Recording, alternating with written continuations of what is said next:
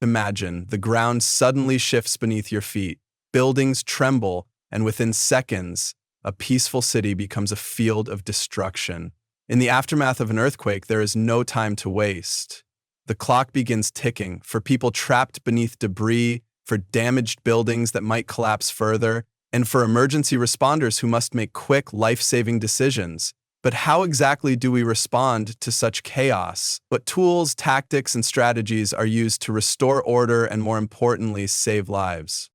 The first step is knowing which buildings are still safe to enter and which ones could collapse at any moment. This is where structural assessment comes into play.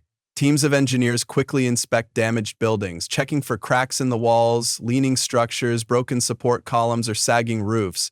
It's a bit like being a doctor for buildings, looking for signs of trauma to determine if a structure can still stand. In modern disaster zones, drones often assist these teams by flying over dangerous or inaccessible areas, capturing real-time video, and even using laser scanning, LiDAR, to create 3D maps of collapsed areas.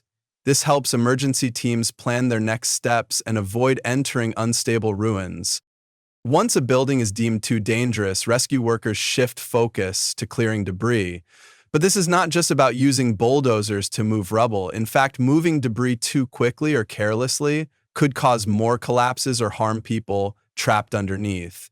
That's why rescuers use a variety of specialized tools: hydraulic cutters to slice through metal beams, small excavators that can maneuver in tight spaces, and even robotic arms that can gently lift debris when human hands cannot reach. Have you ever seen a robot that looks like a snake? These flexible, camera-oped devices can crawl into cracks and corners, helping locate survivors who might otherwise go unnoticed. So how do rescuers actually find people buried under tons of concrete and steel? Surprisingly, it's not just shouting and listening. Trained dogs are among the most effective tools. They can sniff out human scent, even under deep layers of rubble. But technology also plays a growing role. Devices that detect the vibrations of a faint heartbeat or the sound of someone tapping can alert rescuers to a person's presence. There are even radar systems that detect the tiny chest movements of someone breathing. These tools are essential, especially in the first 72 hours after a quake, the critical period when most people who are trapped can still be rescued alive. In recent years, search and rescue teams have begun using AI and smart software to help coordinate their efforts. For example, data from satellites, drones, and sensors can be combined into a single interactive map showing where buildings have collapsed, where survivors were last seen, and which roads are blocked. This helps rescue teams avoid duplication of effort and send help where it's needed most. Imagine a digital command center that acts like the brain of the operation, constantly updating and guiding every team on the ground. All of this technology is powerful, but it works best when combined with human judgment, experience, and compassion. Rescue workers often crawl into dangerous, unstable places just to reach one person. They work day and night, sometimes digging by hand, guided by nothing but hope and the faint sound of a voice. It's easy to admire the robots and gadgets, but in the end, it is human bravery and teamwork that truly drive earthquake response. So what can we learn from all this? That preparation matters, that science and compassion can work hand in hand, and that when disaster strikes, it's not just about clearing rubble, it's about navigating chaos with intelligence, precision, and heart.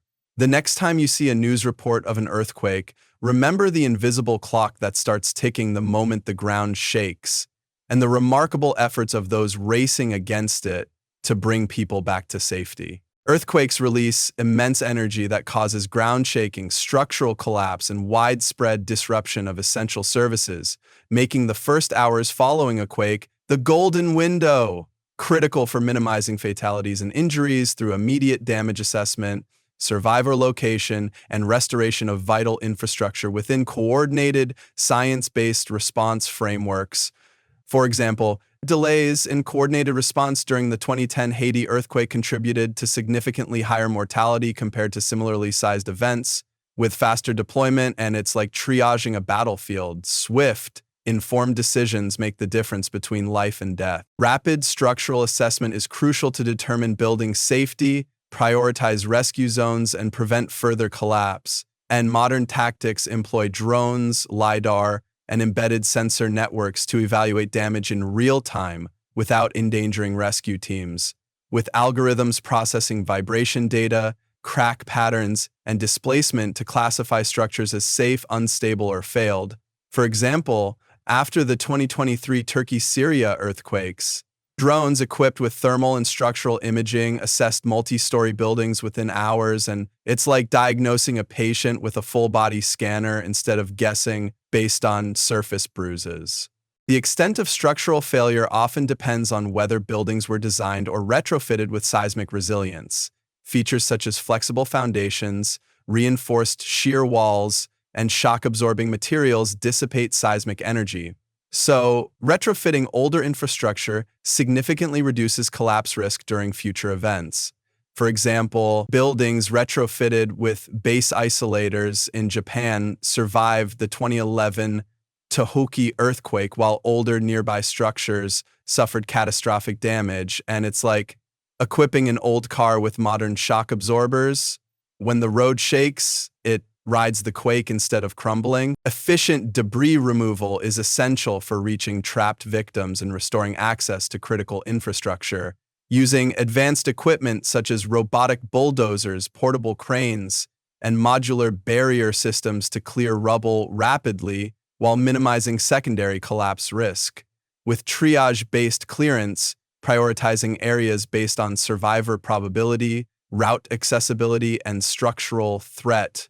For example, robotic excavation tools deployed after the 2008 Sichuan earthquake cleared collapsed schools and hospitals while preserving evidence of survivors. And it's like clearing a path through a minefield. You must move quickly but with surgical precision to avoid triggering secondary hazards.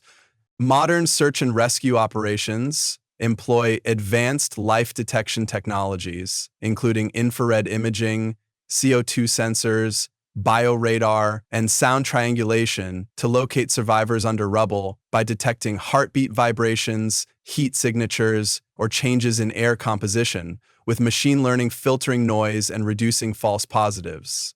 For example, NASA's heartbeat sensing radar located 4 survivors buried under 10 feet of debris during the 2015 Nepal earthquake.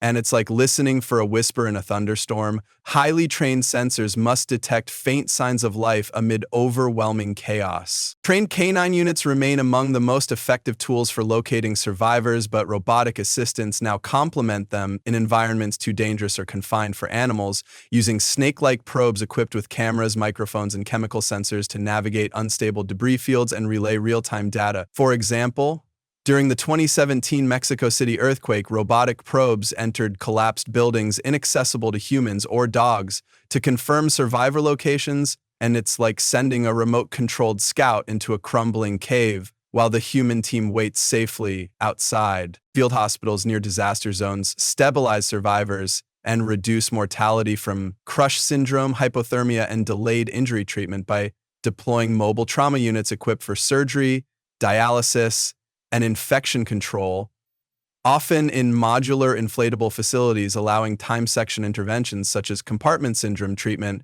before evacuation. For example, the Israeli Defense Forces established a fully operational field hospital within 24 hours after the 2023 Turkey earthquake, treating hundreds on site.